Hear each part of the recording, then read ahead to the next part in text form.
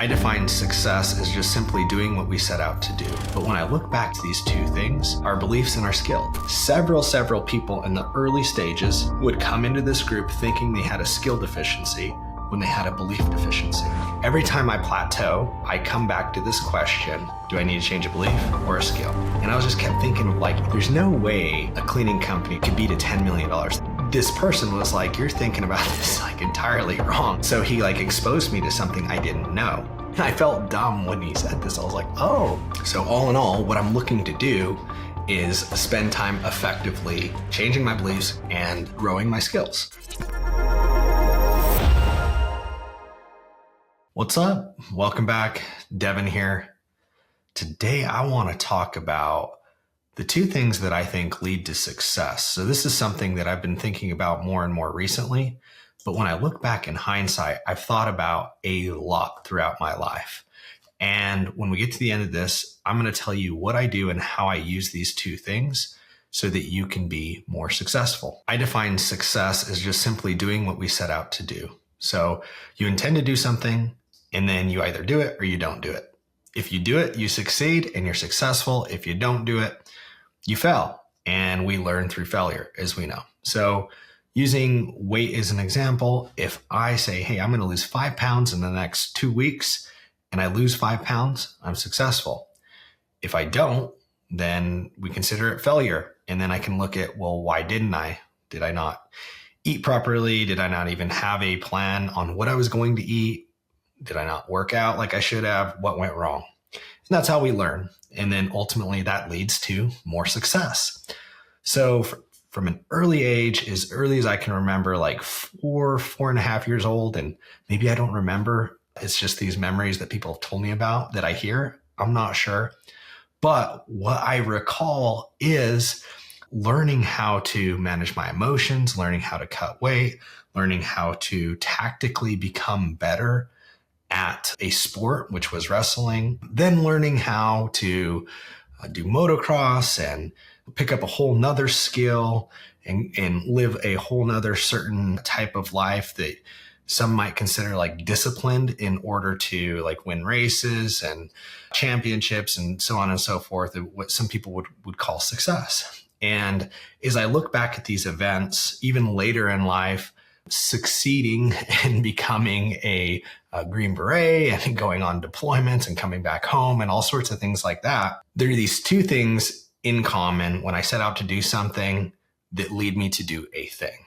And they are my beliefs and my skills. I think of myself as somebody big on personal development. This is something that a lot of people around me say. He's big on personal development.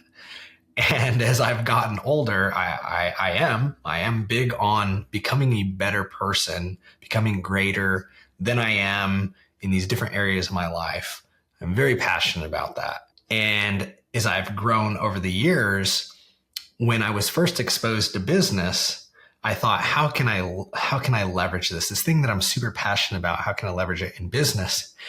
And then as I started doing things with my cleaning company and in real estate, I realized these same things that people refer to as me being passionate about and why I'm big on personal development were also very important to business and entrepreneurs and growing your business. And so then I just resolved I just care about these two things, and these are what fill me up. And these are what lead to me doing the things I intend to do, AKA success. So to recap, our beliefs and our skills.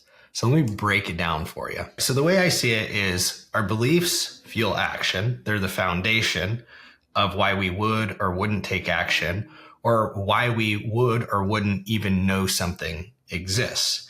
Because if you're going to do a thing, you have to know about it first to even do that thing. And then you have to have some sort of conviction to move towards that thing and start to take the actions. And then the second are the skills. Once we know about a thing, or we have some sort of conviction to take actions towards a thing, we have to know what actions to take and how to do it, right? We have to know how. These are those skills that we build. So again, beliefs and skills. And this is where I've found in my life, I keep coming back to. Every time I plateau, So the first thing is I see success through this lens. And what it does is I continue to grow. I come back to this question. Am I capped on my beliefs or on my skills? Do I need to change a belief or do I need to change a skill?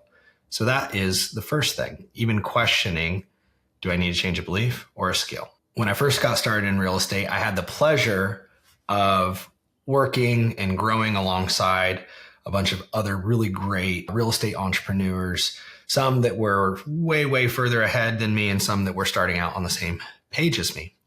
And as I grew within this community that I'm still in, within this mastermind, I was afforded the opportunity to coach. And so like all the other coaches and people that had come before me and grown and moved on from the group, and some stayed in the group, what I was able to witness is several people in the early stages would come into this group thinking they had a skill deficiency when they had a belief deficiency. But you can't just tell them that they have a belief deficiency. You have to get them to ask themselves good questions and realize that their issue is their belief and inaction, and not that they don't have the right skill. And then as they progress further along, then they hit the skill deficiency. And again, there's a little bit of a shift in beliefs to where they need to open up and start asking. But then they identify the skill deficiency, overcome that, and then it goes back to beliefs. And it's sort of the cycle, not necessarily in that pattern, but beliefs, skills, beliefs, skills, back and forth. So then as I reflected back on my journey as a Green Beret, through sports, through growing up, anything really challenging that I had ever done that had led to success, I saw that exact same pattern. So eventually I started capitalizing on that pattern. And what has happened since then is I will hit a constraint. I want to grow. Now, whether that's, I want to learn how to do marketing. Maybe I don't know how to do marketing. And I'm struggling. I'm trying to understand through a reflection, is this a belief problem or a skill problem? And I don't always know. Sometimes I think it's a skill problem and it becomes apparent to me that it was a belief problem. Sometimes it's a little bit of both. Sometimes they work in tandem, and sometimes I'm just moving forward and I'm adapting as I grow. And so it's not an exact science, but just having an awareness and even questioning it is a good starting point. Now, I'd never ask you just to take my word for it, but I challenge you to think through anything that's led to a success of yours and really sit back and break it apart. Okay. Game it out and see, were there pivotal moments where you had to change your beliefs about that thing? And were there gaps where you just didn't have the skill and it took time through the repetition and desire to learn and action steps to grow in that skill to get to the point where you needed to be or you wanted to be? And I can say with almost certainty that you'll identify the same pattern I have, because I've looked at this from several different angles, and I'm convinced. I'm so convinced. I'm sharing it with you because I think it'll bring value to your life, and it helps me get it out and helps me do some reflection, and it also helps me. All right. So you might be saying, all right, Devin, that's cool. That's great. I hear you. So what? Like, what do I do with it? Well, now you can use it to grow. The first step is just understanding what's happening and what's important. And then the second is what do we do with it? So here's what I do with it. I have another friend that says oftentimes when we hit a sticking point, we need to figure out our who. Who do we need? And very similarly, he has seen the same pattern. And he says, there are two who's in our life. There are who's that show us about a thing and tell us of a thing that we never knew existed. And then there are who's that show us how. So the whole about how. And this isn't something that isn't talked about much. There are several other people that have brought this up when talking about different types of knowledge and the knowledge about a thing, and then the knowledge on like how a thing works. A very similar concept. He looks at it through the lens of who. He's always looking for a person that can show him of new things he doesn't know, and a person that can show him how to execute on those things. And so for me, this has been huge because I echo the same study that several other people echo that came from Dr. McClendon at Harvard on being the top, being a combination of the top 5 we hang out with. I can't cite the study directly, but he did a study over like a 25-year period and discovered that with like 95% certainty, we can determine if we're going to be successful by like the people that we associate with, and how that is our environment shapes who we become, right? So when I think through it through that lens, is I hit this constraint? That's also one thing I consider. If I feel stuck on beliefs, what do I not know exists? Who do I need to pursue? What people do I need in my life to show me what I don't know? And I try to narrow it down by topic. Let's just say that I want to grow my cleaning company. Okay. Who do I know, or who can I find who's grown a cleaning company? That's really the first step. I don't need to question anything else like the how or what, the when or the where or anything like that. I just need to find those people. And so this actually did happen for me. As I was thinking through, this was several years ago, as I was thinking through growing my cleaning company, I just kept having this thought, like, there's no way a cleaning company like could be to $10 million. That'd be so many moving parts, but like, there's gotta be companies out there that are, and there are that there's like Maid Pro, Molly Maids. There's several of them. Neighborly is a $1 billion home services company, and they own several of them that are doing tens of millions of dollars. Okay. So it is totally doable, but I just couldn't fathom that. I was like thinking like, that'd be so many moving parts. And I was just kept thinking of like in one place, like you'd have to have a building this big and like you tap out on market. And like, I just kept thinking the same cycle over and over and over again. And finally I said, I'm just going to find somebody that's grown something like this. And the moment I did, boom, it hit me. This person was like, you're thinking about this like entirely wrong. It's not like that. You get a location that's doing roughly X to X, roughly this many to this many people. And there's a model that leads to the success of that. You find sustainability, and then you just go and you replicate it. And that's how you get to a company that big. And I felt dumb when he said this. I was like, oh, that makes sense. Okay. And so he like exposed me to something I didn't know. And then the next step was, well, okay, if building companies this way is a thing, now I know about that. Like, how do you do that? And then so the next step was, is this going to be the person that's going to show me how to do that? Or who do I find that can show me how to do that? So leaning on my mentor's way of seeing things, of what people are you looking for, people that are going to show you about a thing you don't know about, or how to do the thing you don't know about that you've discovered, which one and where you find them.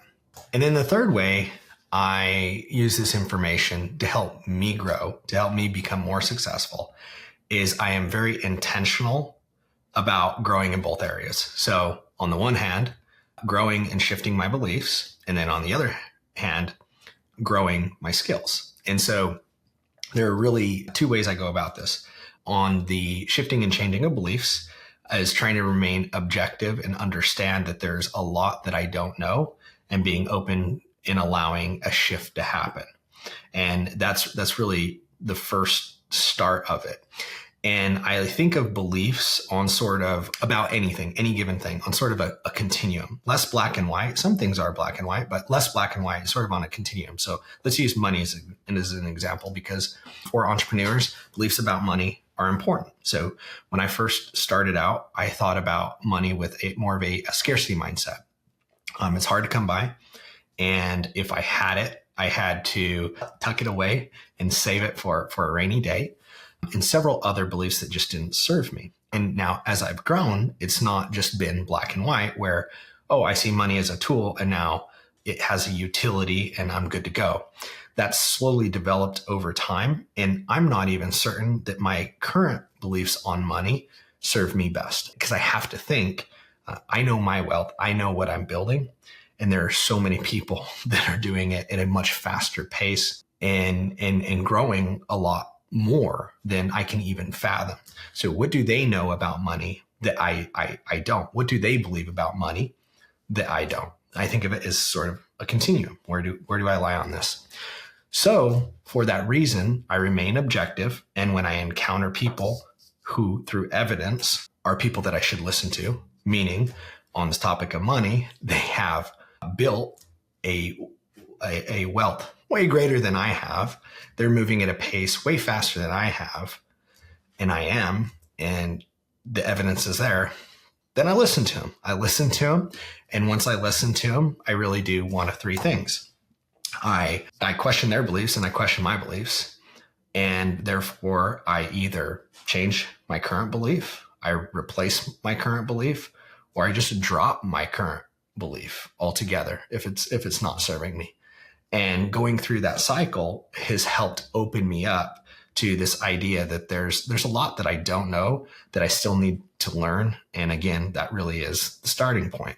On the other hand, with building skills, it's a matter of allotting time for it and intentionality. So a couple things that I've done that have helped me with this are, first and foremost, to set the time aside. I put it in my calendar, certain days of the week, for certain blocks of time, I'm going to spend building a skill.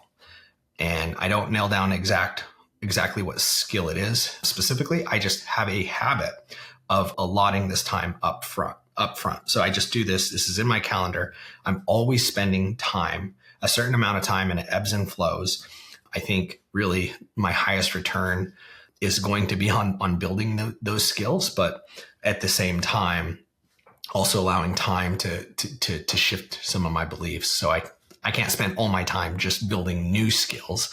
I also need to spend time working through the skills I currently have and staying sharp on those and doing several other things. So I don't get too crazy with it, but I always have time set aside for skill building. I'm very intentional about that. After that time gets set aside, then what I do periodically is I try to identify which skill at what given time I think is going to serve me best and focus on that till I get to a sort of milestone. That's really the best way I can think about it.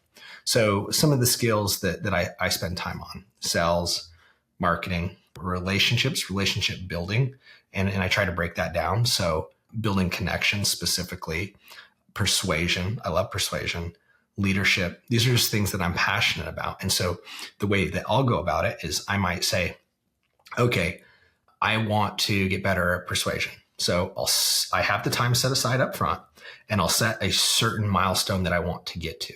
Because what I don't want to do is say, okay, today, 30 minutes, I'm going to study leadership. And tomorrow, 30 minutes, I'm going to study persuasion. And then the next day, I'm going to study sell. That really won't get you anywhere. You have to put time into a thing.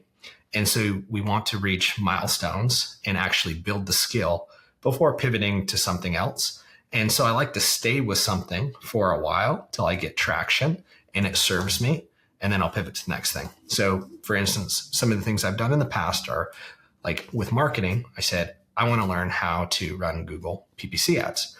So until I got to a point where I knew how to run Google PPC ads for my cleaning company, I focused on that skill. I spent time first researching about it and trying to understand as much as I could. Then next, trying to figure out what technical things I didn't know, what pieces of software, if any, I needed. And then how do I employ that? And how do I manage budget? And then how do I optimize? And I just slowly, step by step, work through it till I reached the milestone of being able to set up a campaign. And then once I hit that milestone, okay, check that block on that skill. Now, what's the next one? And then I could pivot to something like, let's say persuasion. If I want to do persuasion, I'd say, okay, I want to become better at persuading. So what resources are out there? And there are several courses on persuasion. There's several books with practical application in them, like certain things you can do. And I could pick one of those resources and say, okay, I'm going to work through this resource and it's got 5 concepts that I'm going to apply, for instance. And the milestone is me learning how to effectively apply these 5 concepts. And once I get to that point, we'll check this block and then I move to the next skill, and so on and so forth. So all in all, what I'm looking to do is spend time effectively changing my beliefs, what I'd call growing my beliefs and growing my skills. I hope you found that helpful. These are the things that I use to help me grow, to help me become successful. Until next time, we'll see you.